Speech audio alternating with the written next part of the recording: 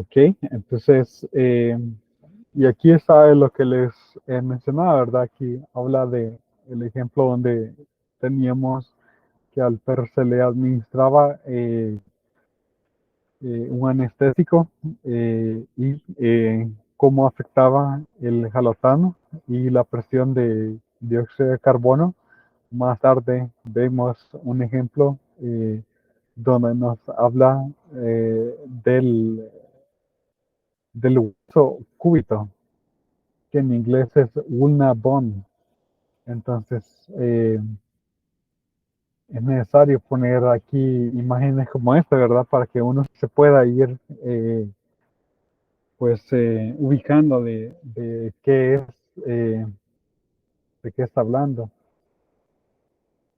Bien, entonces vemos la sección 6.9, eh, curvas de crecimiento y diseño de mediciones repetidas. Como hemos dicho antes, el término de medida repetida se refiere a las situaciones donde las mismas características se observan en momentos distintos o localidades distintas del mismo objeto.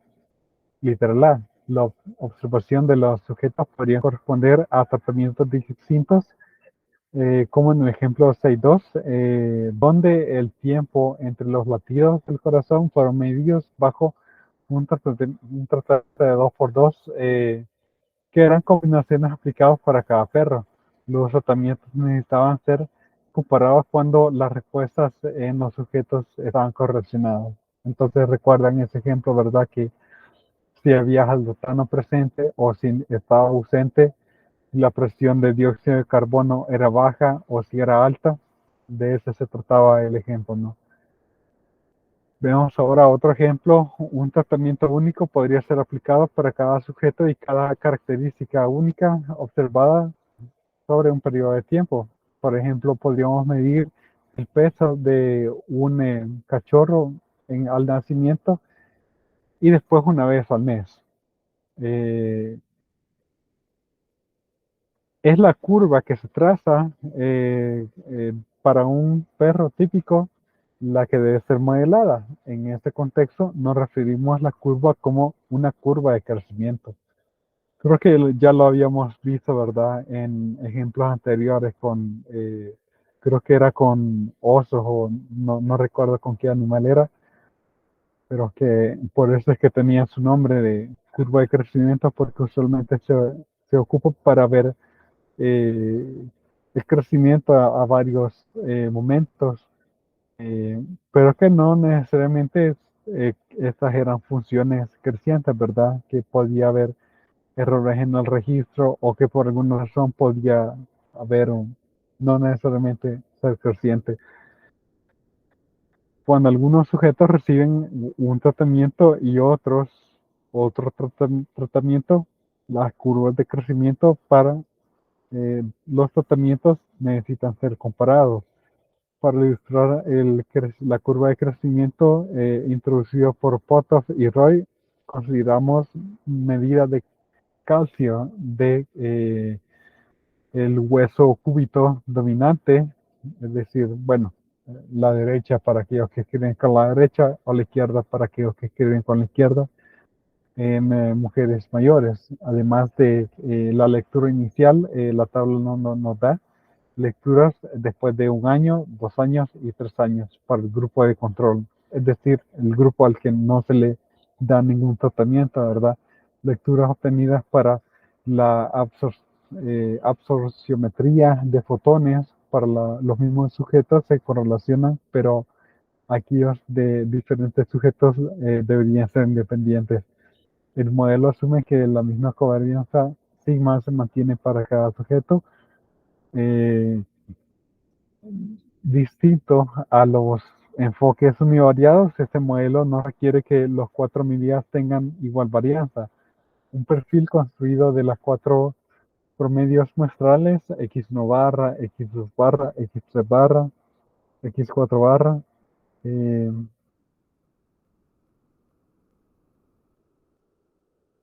hacen un resumen de el crecimiento en el cual hay pérdida de calcio sobre tiempo.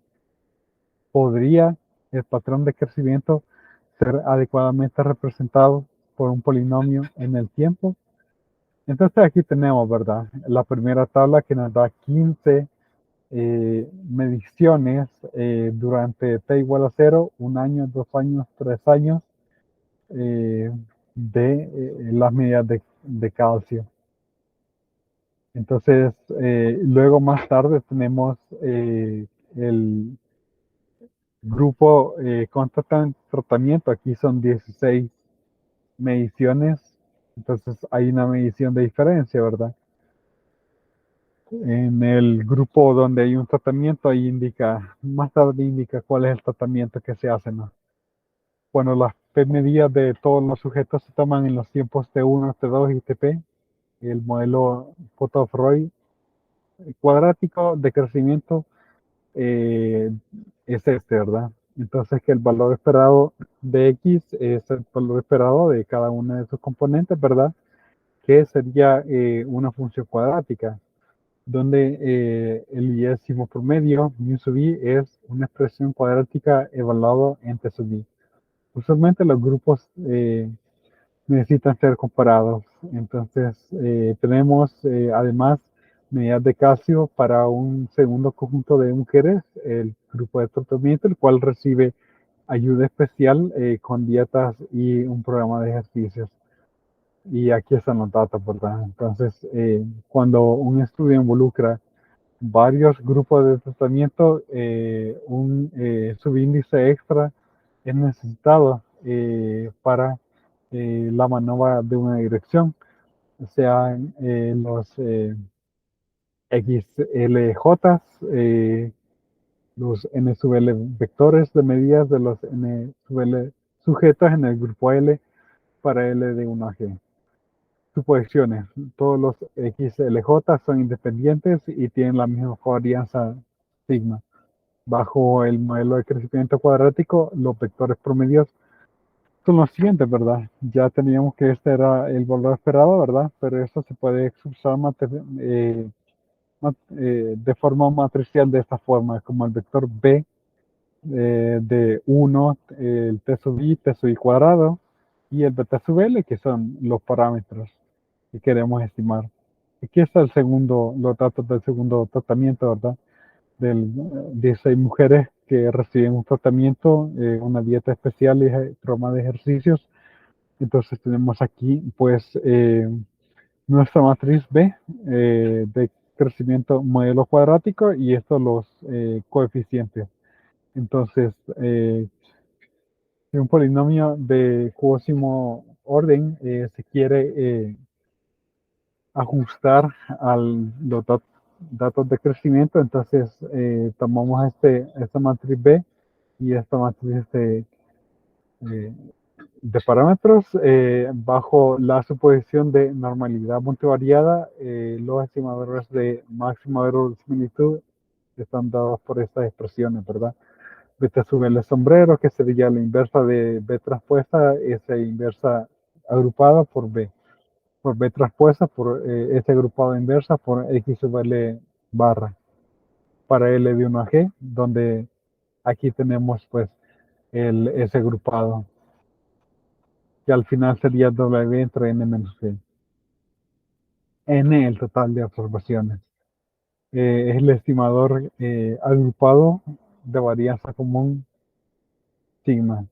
Las covarianzas estimadas de los estimadores de máxima verosimilitud son, bueno, covarianza de el estimador K entre N sub L, que es por el inverso de B transpuesta, ese inverso agrupado por B.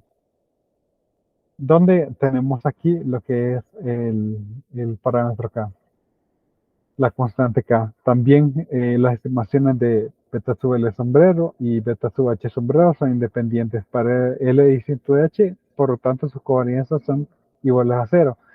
Formalmente podemos probar que el qésimo, el polinomio de qésimo orden es adecuado. Entonces en este caso podemos extender todo esto no solamente a ver si un polinomio cuadrático es adecuado, sino que un polinomio de de Q-orden.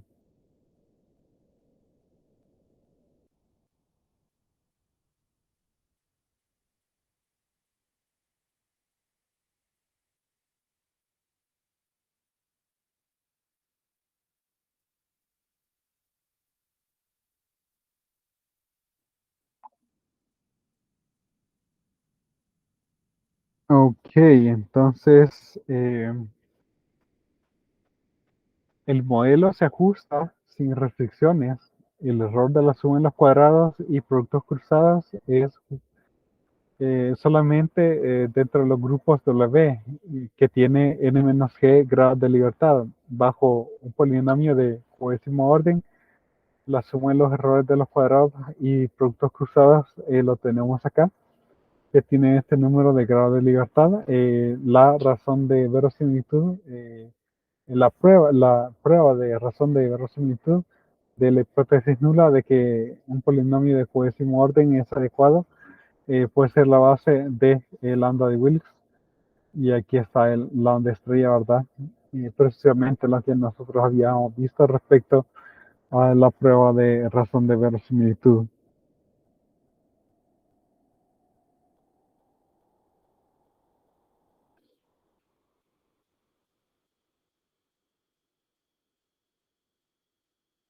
Bajo el modelo de crecimiento polinomial hay Q más 1 términos en vez de P medias para cada uno de los grupos. Así existen P menos Q menos 1 por G parámetros menos. Para tamaños de muestras grandes, la hipótesis nula de que el polinomio es adecuado es rechazado si esta cantidad es lo suficientemente grande, es mayor que este chi cuadrado. Entonces, aquí dice, ajustando una curva de crecimiento cuadrático a la pérdida de calcio. Nos referimos a los datos de las tablas donde nos daban los datos de las curvas de crecimiento de calcio para las mujeres que no pasaban tratamiento y para las mujeres que tuvieran un tratamiento. Entonces ajustamos un modelo de crecimiento cuadrático. Un cálculo computacional nos da que estas son las estimaciones de los parámetros y estas son las curvas cuadráticas del grupo de control y el grupo de tratamiento, donde nos dan aquí la inversa de B transpuesta, está agrupado inverso por B. Los errores estándares que se dan abajo son estimaciones que se tienen al dividir los elementos de la diagonal por n sub l y tomar su raíz cuadrada. Entonces, la examinación de las estimaciones de los errores estándares revelan que los términos de cuadrado se necesitan. Pérdida de calcio se predice después de 3 años para ambos grupos. Además, no hay una diferencia sustancial entre los dos grupos. Lambda y Wilks para probar la hipótesis nula de que el crecimiento cuadrático es adecuado, nos da esto, punto 776.27, con alfa igual a 0.01, nosotros tenemos que todo el estadístico es 7.86 menor que el chi cuadrado, que es 9.21, y fallamos en rechazar la adecuación del ajuste cuadrático a un alfa igual a 0.01. Entonces, la prueba de arriba nos dice que era adecuado y aquí, ¿cómo se llama?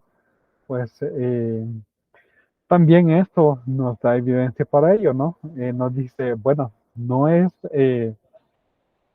incorrecto que asumas un ajuste cuadrático, ¿ok? Ya que los p-valores son menores que 0.05, entonces, sin embargo, hay alguna evidencia de que eh, el modelo cuadrático no se ajusta tan bien. Entonces, a pesar de que los modelos nos dicen, estas pruebas estadísticas nos dicen, pues no rechazamos de que utilices un modelo cuadrático, pero el p-valor de alguna forma te indica de que como que ok, no rechazamos, pero como que no es, quizás pueda haber algo mejor, ¿verdad? Podríamos, sin restringir al crecimiento cuadrático, probar por pérdida de calcio que coincide, o si es paralelo, ¿verdad? Utilizando análisis de perfil. Eso sería bastante bueno, ¿verdad? Que con tratamientos y tratamientos vemos primero si los perfiles son paralelos. Si son paralelos, entonces podemos ver si coinciden. Y si coinciden, si están nivelados.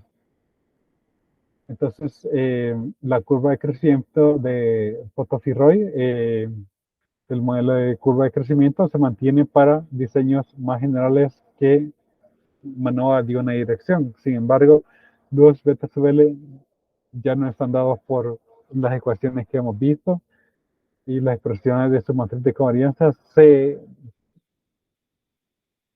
llegan a ser más complicadas. Ahí nos dan textos para poder ver más ejemplos. Hay muchas otras modificaciones al modelo que se trata aquí. Ellos incluyen los siguientes. Literal A, votar la restricción de que el crecimiento es polinomial, ¿verdad? Que podemos utilizar modelos no paramétricos e incluso splines no paramétricos. Está un poco interesante, ¿verdad? Sería ahondar más en lo que estamos viendo en este libro. B, restringir la matriz de covarianza a una forma especial de tal forma que las respuestas igualmente correlacionadas en el mismo individuo. Y literal C, observar que más de una variable de respuesta sobre el tiempo en el mismo individuo. Esto resulta en una versión multivariada del modelo de curva de crecimiento.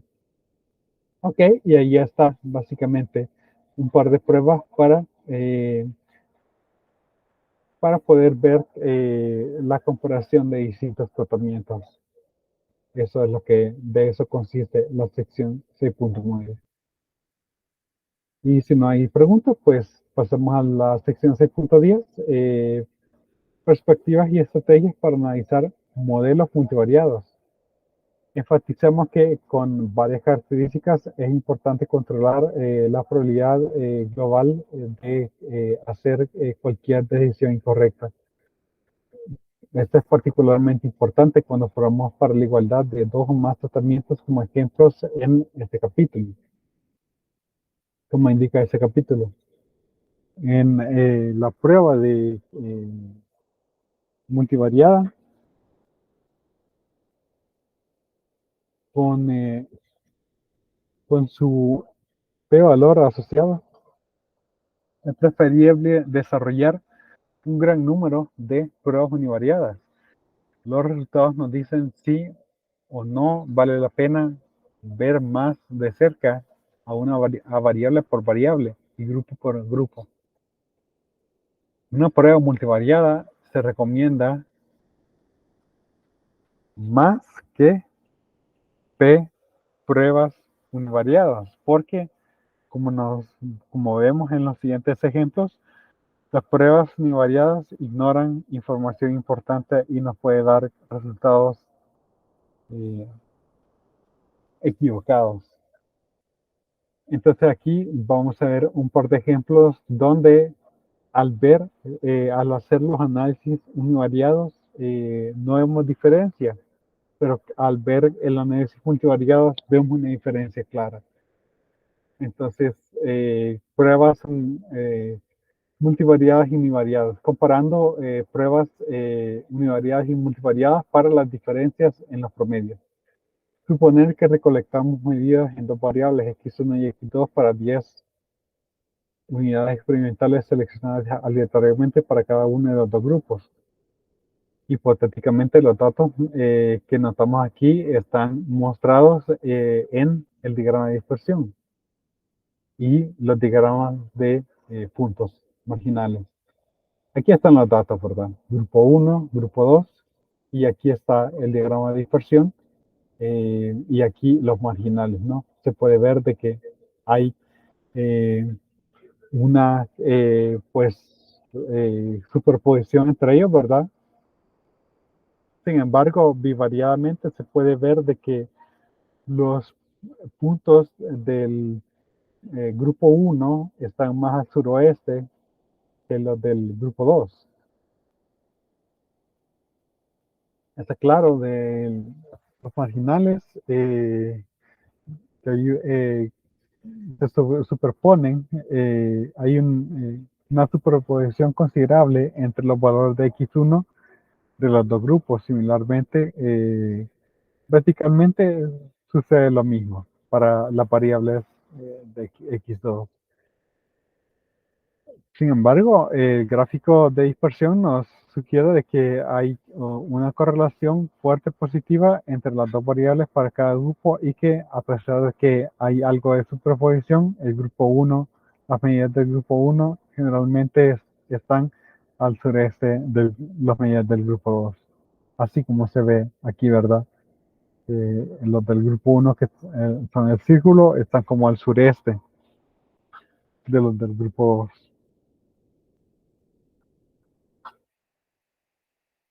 Sea mu1', los promedios de las poblaciones del primer grupo y mu2', bueno, perdón, esta es mu1 transpuesta, es decir, de que mu1 es un vector fila, ¿verdad? Mu1 transpuesta para ponerle aquí, ¿verdad? En una sola línea. Pero es el vector de promedios del primer grupo y el otro mu2, el vector de población promedio 2, utilizando X1 observaciones, las observaciones de X1, un análisis univariado de la varianza nos da un F2.46 con nu sub 1 igual a 1 y nu sub 2 igual a 18 grados de libertad. En consecuencia, no podemos rechazar de que las promedios sean iguales al ver la primera variable, ¿verdad? A ningún nivel razonable de significancia, porque nuestra distribución F nos da 3.01. Y lo mismo sale para la segunda variable. Es la misma historia, que no podemos rechazar, que hay diferencia entre los promedios. Las pruebas univariadas sugieren de que no hay diferencia entre los promedios de componentes para los dos grupos y por lo tanto no podemos decir de que pues mi1 es distinto a mi2. No podemos rechazar. Sin embargo, utilizando Hotelín T cuadrado para igualdad de promedios en vectores, vemos que el T cuadrado nos da 17.29 y Fishers nos da ahí, para calcular este T cuadrado, ¿verdad? 12.94. Y rechazamos la hipótesis nula de que los promedios son iguales a un nivel de 1%. Aquí, la prueba multivariada toma en cuenta una correlación positiva entre las dos medidas de cada grupo, información que desafortunadamente es ignorada por las pruebas univariadas. Esta prueba de T cuadrado es equivalente a la prueba de Manova. Entonces, aquí lo importante de tomar en cuenta es de que rechazamos al utilizar pruebas multivariadas, pero no logramos rechazar utilizando pruebas univariadas. Esas diferencias no las logró captar las pruebas univariadas. Y algo parecido va a suceder en este otro ejemplo. Datos en los lagartos que requieren una prueba bivariada para establecer una diferencia de promedios. Un zoólogo recolecta lagartos en el suroeste de los Estados Unidos. Entre otras variables, él mide masa en gramos y la longitud hocico-respiradora en milímetros, ya que las colas a veces se rompen en la naturaleza. La longitud hocico-respiradero es más representativo, una medida más representativa de la longitud. Los datos de los lagartos de dos generaciones, la Nemidóforo P y la Estelóporo S, recolectadas en 1997 y 1999, se dan en la siguiente tabla. Notar que para N1, la población 1, tenemos 20 medidas para los lagartos C, ¿verdad? De midóforos y 40 medidas para los lagartos S, lóporo. Después de tomar logaritmos naturales, el resumen de los estadísticos está aquí. Lagarto C, 20 mediciones, promedios y matriz de correlación. Lagarto S, 40 medidas, promedios y matriz de covarianza. Y aquí están las medidas, ¿verdad? Hay que notar de que de los lagartos C tenemos la mitad de medidas, solo 20, mientras que de los S tenemos 40, tenemos el doble. Entonces, aquí tenemos, ¿verdad? La longitud, vamos a ver cómo era esta longitud hocico-respiradero. Y ahí está el SBL, ¿no? Y al hacer gráfico de dispersión de bivariado, ¿verdad? Los lagartos C podemos ver de que hay una diferencia con respecto a los lagartos S. Se aplicó la transformación logaritmo natural y notan de que esa transformación ha sido muy efectiva en poder describir, pues, bueno, ajustar esto más a una recta. Una gráfica de masa versus longitud hocico-respiradero después de tomar logaritmos naturales se muestra en la figura anterior. Una muestra grande de los individuos para un intervalo de confianza al 95% para la diferencia entre el logaritmo natural de la masa, de los promedios y la diferencia entre los promedios de los logaritmos naturales de la longitud hocico respiradero, ambos cubren cero. Si hacemos entonces el análisis unidimensional en cada variable, ¿verdad? No podemos rechazar de que haya una diferencia en los promedios. Por aquí está precisamente lo que esperábamos, ¿verdad? Pero veamos esto que está aquí primero.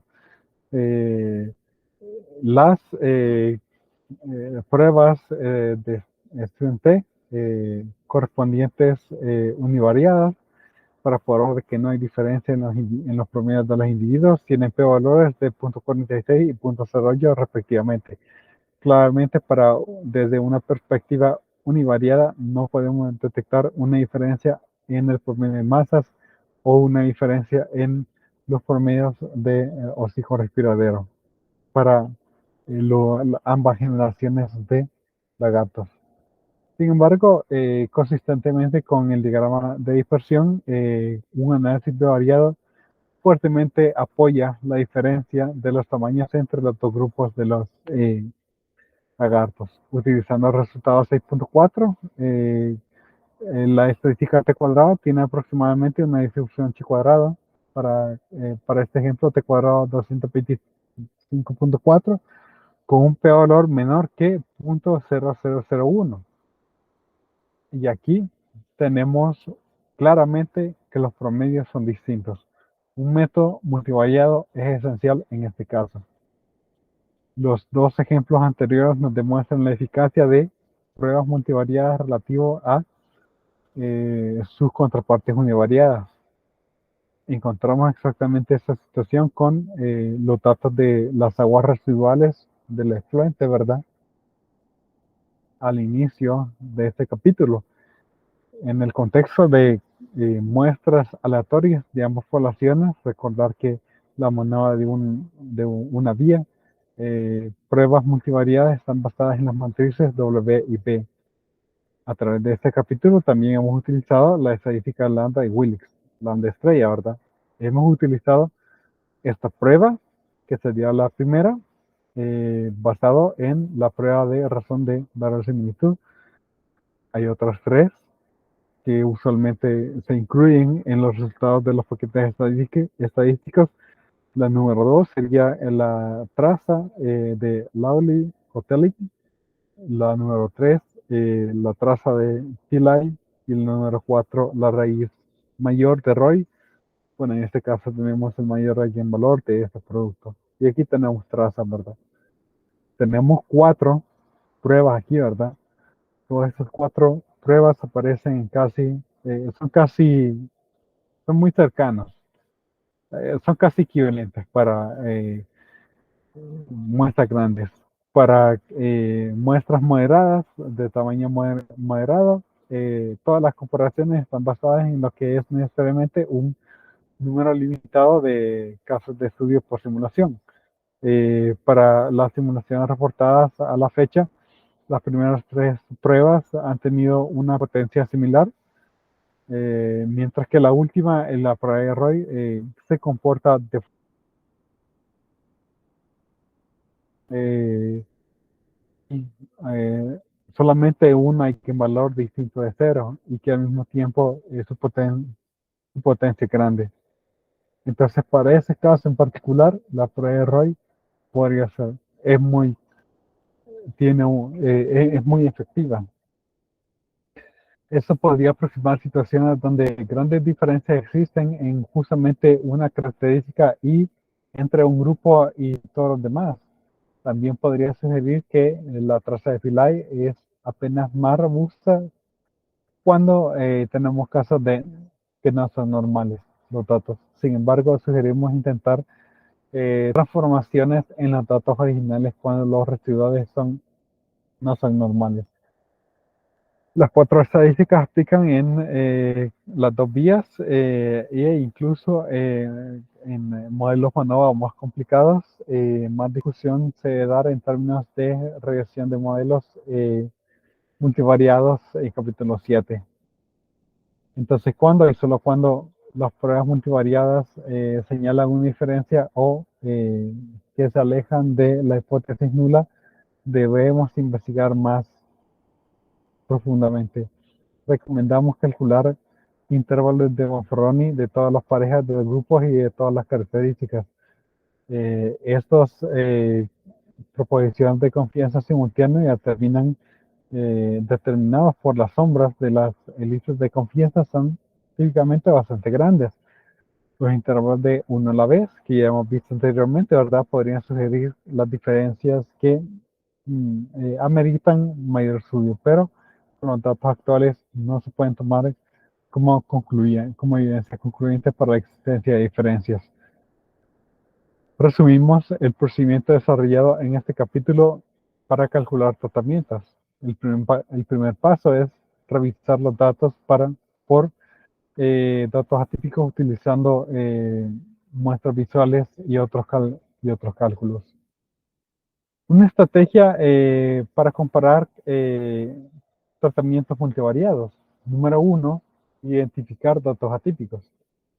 Revisar que el grupo de datos por grupo para datos atípicos. También checar la colección de residuales para cualquier modelo que sea ajustado para datos atípicos.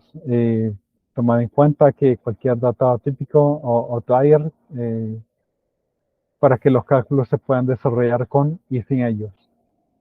Desarrollar pruebas de hipótesis multivariadas. Nuestra cogitación es la prueba de razón de verosimilitud, el cual es equivalente a la prueba de Landau-Wilks. Y el número 3, calcular los intervalos de confianza simultáneos de Bonferroni.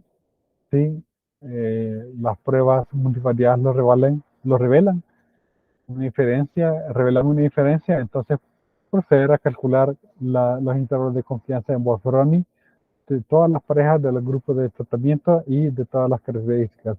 Si no hay diferencias significativas, entonces intentar ver a los intervalos de Bonferroni para el mayor conjunto de respuestas que incluyen las diferencias y sumas de pares de respuestas.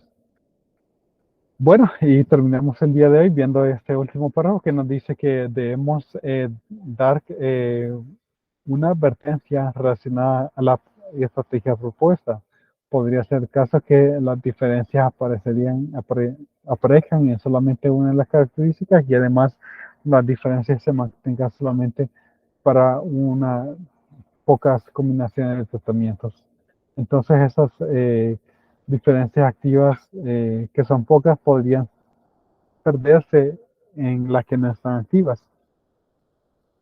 Esto es que las pruebas globales podrían no mostrar una significancia cuando hay una prueba univariada que está restringido a variaciones activas específicas que detectarían la diferencia.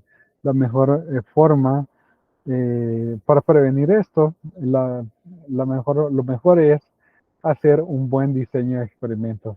Para diseñar un experimento efectivo cuando una variable específica se espera que produzca diferencias, no incluimos demasiadas variables o que no esperemos que muestren diferencias entre los tratamientos. Entonces aquí están las recomendaciones, ¿verdad? Y esto es lo que tenemos, con esto concluimos el capítulo 6. Bueno, pues no sé si hay alguna pregunta.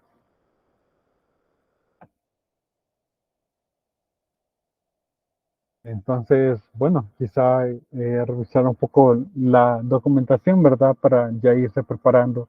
Ya con eso ya hemos culminado con toda la teoría necesaria para el parcial, eh, que sería el siguiente viernes, ¿verdad? Entonces, bueno, estar atento a eso, ¿verdad? Y bueno, pues hasta aquí llegamos. ¿Algún comentario, alguna pregunta? Bueno, nos quedamos hasta acá entonces y pasen buenos días, buen provecho y nos vemos el martes a las 10:30. Pasen buen día. Gracias, feliz día.